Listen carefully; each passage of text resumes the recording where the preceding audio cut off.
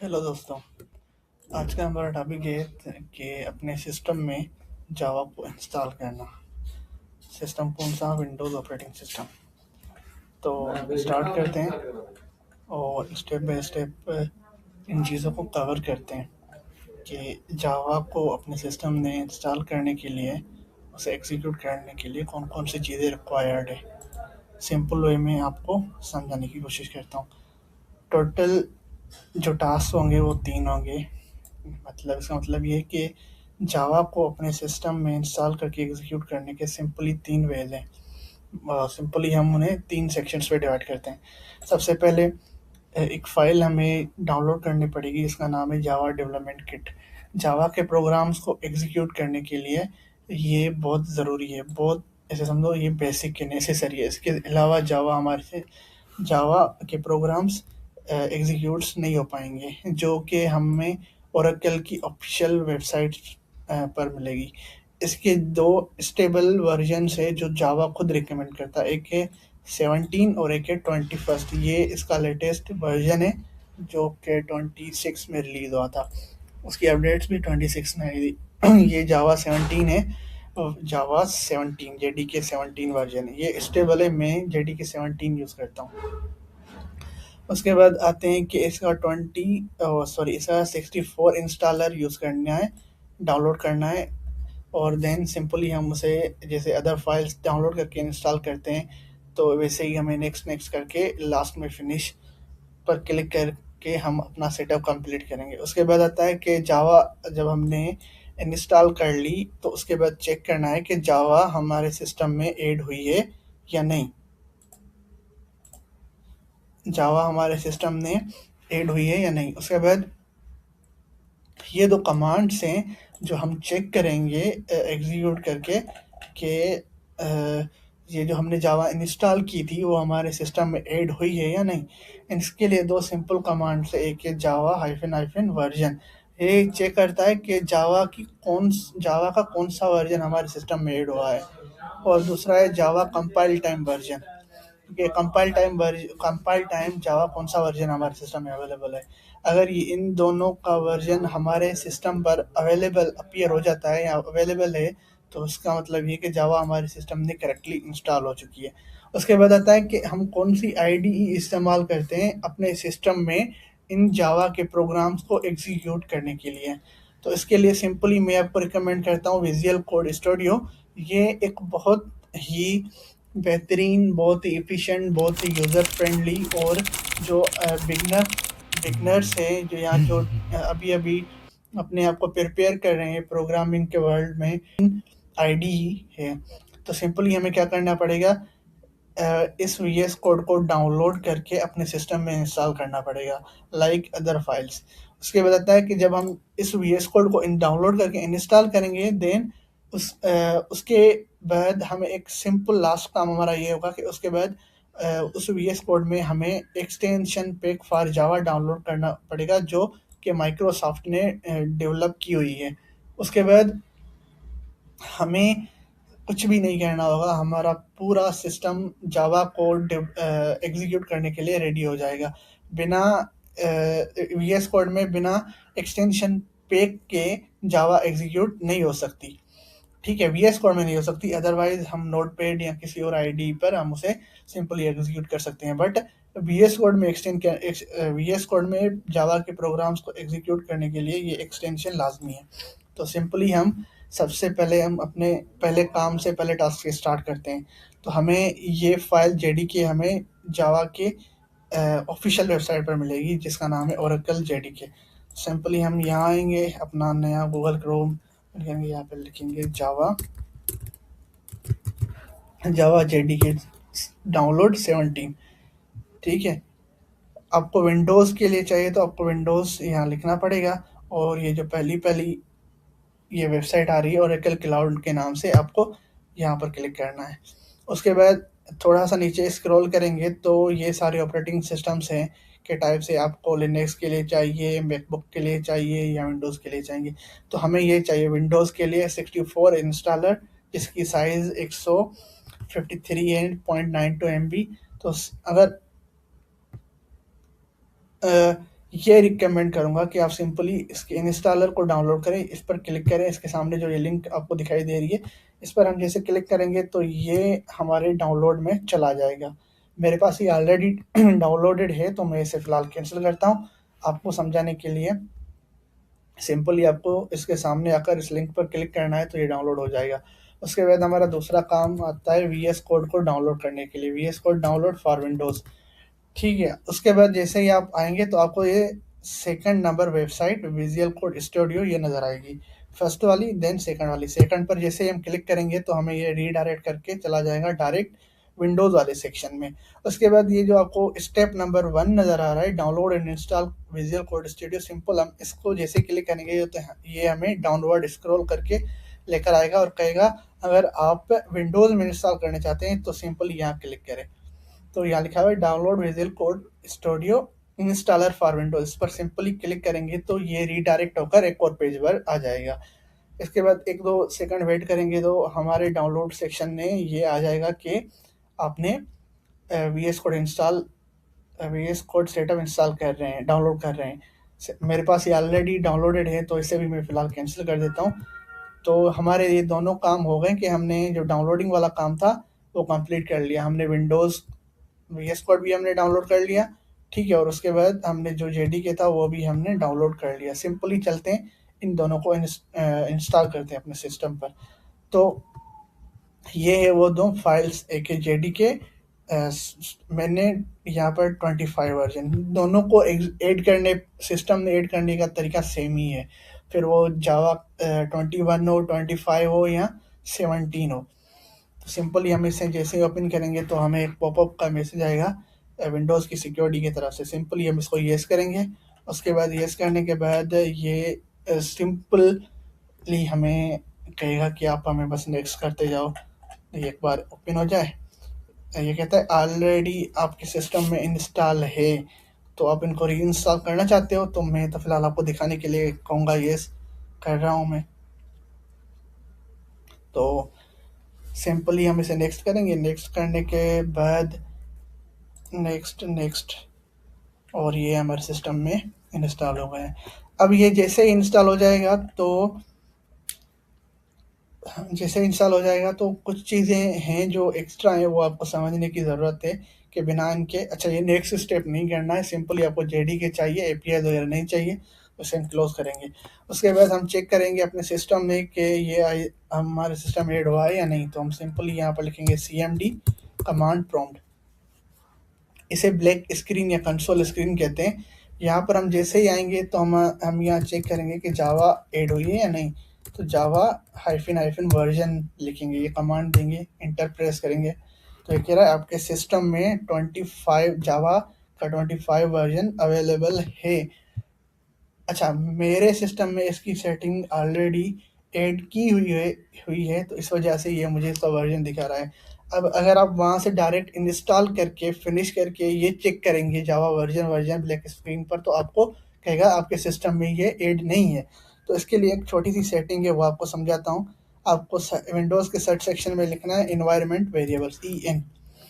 इसका ये होता है कि हमें हमारे सिस्टम में जो हम नई चीज़ ऐड करते हैं तो हमारे सिस्टम को बताने के लिए उसका पाथ ऐड करना पड़ता है कि ये देखो हमने ये चीज़ फ़लाँ जगह पर रखी है, उस अगर मैं कभी भी इसको यूज़ करना चाहूँ तो तुम उस जगह जाना और उसको वहाँ से कॉल करके मेरे लिए लेकर आना। तो हम यहाँ जैसे लिखेंगे EN, तो यहाँ पर लिखा हुआ edit the system environment variables, इसको हम जैसे ओपन करेंगे तो कॉर्नर पर लिखा होगा एनवायरनमेंट वेरिएबल्स, इस पर क्लिक करना है। यहाँ पर 2 वेरिएबल्स हैं, एक है यूज़र वेरिएबल फॉर एडमिन और उसके दूसरा है सिस्टम वेरिएबल्स। अब हमने जो जहाँ जावा इंस्टॉल की थी उस जावा को इन दोनों सेक्शंस में ऐड करना है। जावा हमने कहाँ इंस्टॉल करनी थी, हमने की थी सी फाइल के प्रोग्राम फाइल फ़ोल्डर में, और वहाँ पर एक जावा नाम का फ़ोल्डर होगा, वहाँ पर हमने ये इंस्टॉल की थी। तो सिंपली हम जाएँगे सी फ़ोल्डर में, सी फाइल में जाकर प्रोग्राम फाइल के फ़ोल्डर्स में जाएँगे, उसके बाद जावा होगा, जावा में हम जैसे ही जाएँगे तो मेरे पास इसके 3 वर्जन्स है। एक है जावा 17 जो मैं एंड्रॉइड डेवलपमेंट के लिए इस्तेमाल करता हूँ। जेडीके बहुत अच्छा है, जेडीके 25 भी बहुत अच्छा है, बट मैं इसे क्या कहता हूँ यूज़ करता हूँ। तो हम सिंपली जेडीके 17 पर जाएंगे ओपन करेंगे, इसके अंदर एक और फ़ोल्डर होगा बिन नाम से। आप ये नाम याद करना, बिन नाम से एक फ़ोल्डर होगा, उसे ओपन करना है। सिंपली जब हम बिन को फ़ोल्डर को ओपन करेंगे तो इसका पाथ हमें चाहिए इस इन्वायरमेंट वेरिएबल्स में ऐड करने के लिए, सिस्टम वेरिएबल्स में ऐड करने के लिए, कि देखो मैंने ये जावा यहाँ पर इंस्टॉल की हुई है। तो इसका पाथ यहाँ से कॉपी करेंगे। इस चीज़ को कहते हैं पाथ या डायरेक्टरी, मतलब फ़िलहाल चीज़ मेरी फ़िलहाल जगह पर पड़ी है। तो इसको मैं आपको यहाँ पर दिखाता हूँ नोटपैड में कि ये कैसे दिखता है। कॉपी आपको यहीं से करना है, कॉपी आपको यहाँ से ही करना है, सर्च से बिन के बिल्कुल सामने। इसको कंट्रोल आल करके कंट्रोल सी, उसके बाद नोटपैड पर आते हैं, आपको दिखाता हूँ। हम सबसे पहले सॉरी हम सबसे पहले सी फाइल में आए, सी के बाद प्रोग्राम फ़ोल्डर में आए, उसके बाद जावा फ़ोल्डर में गए, जावा के अंदर एक और फ़ोल्डर था जेडीके 17, उसके अंदर एक और फ़ोल्डर था बिन। ये क्या करेंगे, इसको सिंपली कॉपी करके हम अपने सिस्टम और यूज़र एडमिन वेरिएबल्स में ऐड करना है। तो यहाँ पर आपको दिखाई दे रहा होगा यूज़र वेरिएबल फॉर एडमिन्स, इस पर थर्ड वन फ़ोल्डर है पाथ के नाम से। इस पाथ पर आकर आपको डबल क्लिक करना है। जैसे ही हम डबल क्लिक करेंगे तो यहाँ पर आपको ये सारी चीज़ें दिखाई देंगी कि ये चीज़ें हमारे सिस्टम में ऐड है, जिनका पाथ ऑलरेडी बाय डिफ़ॉल्ट वो एप्लीकेशंस ऐड कर देती हैं, पर जावा ऐसा नहीं करता, वो हमें मैन्युअली ऐड करना पड़ता है। तो हम क्या करेंगे, यहाँ पर न्यू पर क्लिक करके जो हमने वहाँ पाथ कॉपी किया था वो यहाँ पर पेस्ट करना है। एग्जैक्टली सेम इसी तरह करना है। अगर ऐसा नहीं करेंगे तो हमें ये कहेगा कि आपके सिस्टम में जावा अवेलेबल है ही नहीं, हालांकि हमने वो इंस्टॉल कर दी थी, बट इस सिस्टम को बताने के लिए ये पाथ हमें ऐड करना पड़ता है। तो जैसे ही हम इसे कहेंगे ओके, तो ये हमारा सिस्टम ऐड हो जाएगा। मेरे में ऑलरेडी ऐड है तो मैं इसे वापस डिलीट कर देता हूँ। ओके, उसके बाद एक और चीज़, ये तो हमने यूज़र वेरिएबल फॉर एडमिन में ऐड किया था, अब हमें ऐड करना है सिस्टम वेरिएबल्स में। तो इसका इसका एक ही सेम ही वे है, जैसे यहाँ पर पाथ नाम का फ़ोल्डर है, यहाँ पर भी एक पाथ नाम से एक फ़ाइल बनी हुई होगी, वहाँ पर आपको डबल क्लिक करना है सिस्टम वेरिएबल्स में। इसमें थोड़ा तरीका चेंज है। इसमें यह है कि सबसे पहले आपको न्यू पर क्लिक करना है और यहाँ पर ये पाथ वाला कॉपी नहीं करना है।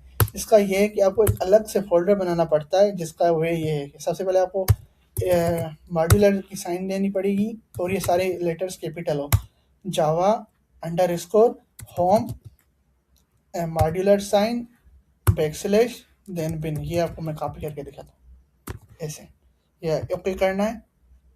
बट फिलहाल तो मेरे पास एड है तो ये मसला हो जाएगा मेरे लिए, तो इसे मैं डिलीट कर देता हूँ।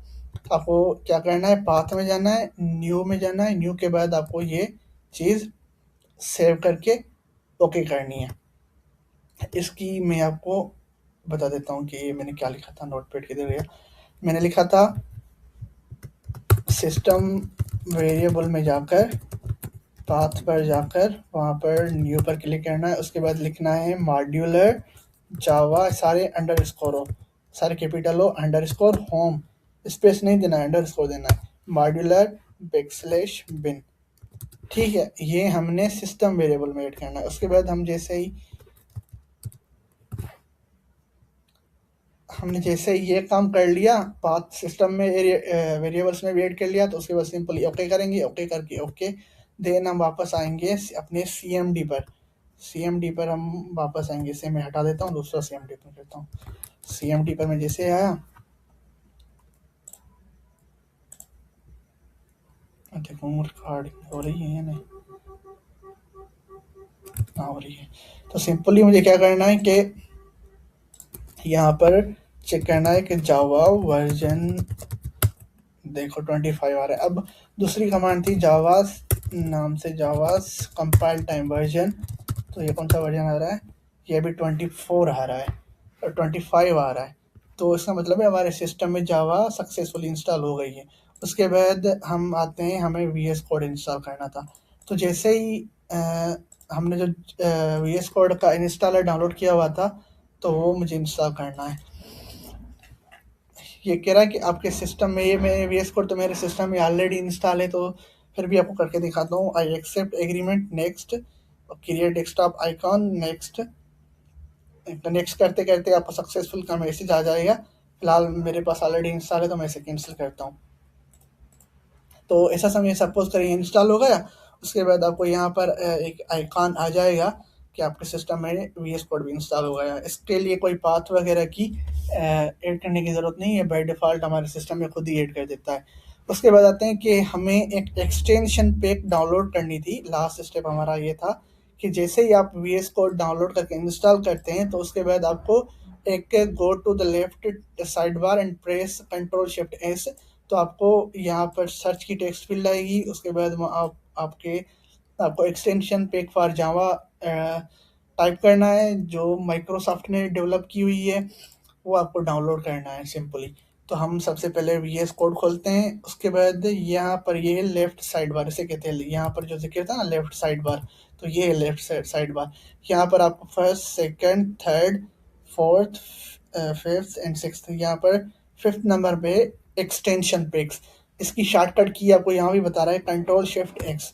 जैसे हम कंट्रोल शिफ्ट एक्स को प्रेस करेंगे या सिंपली इसको प्रेस करेंगे तो ये हमारा एक्सटेंशन पैक्स खुल जाएंगी।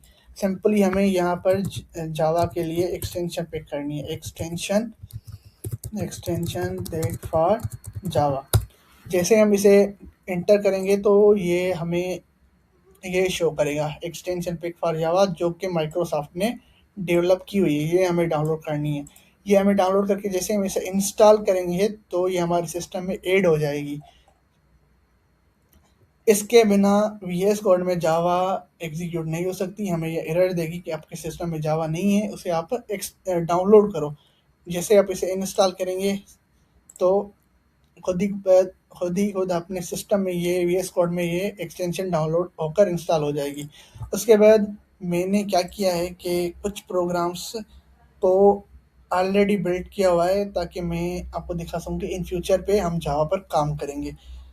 तो मुबारक हो, आपके सिस्टम में जावा डाउनलोड हो चुकी है सक्सेसफुली, और जावा सक्सेसफुली डाउनलोड हो चुकी है।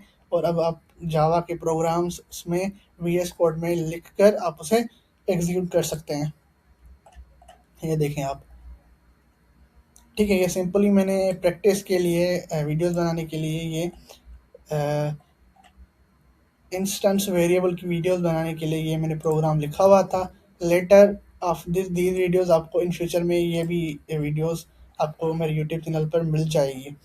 तो फ़िलहाल तक इतना, और थैंक यू फॉर वाचिंग। अगर कोई कन्फ्यूजन वगैरह हो, चीज़ समझ नहीं आई हो, तो आप मुझे कमेंट सेक्शन में पूछ सकते हैं, तो मैं आपको उसका आंसर दे दूँगा। Thank you.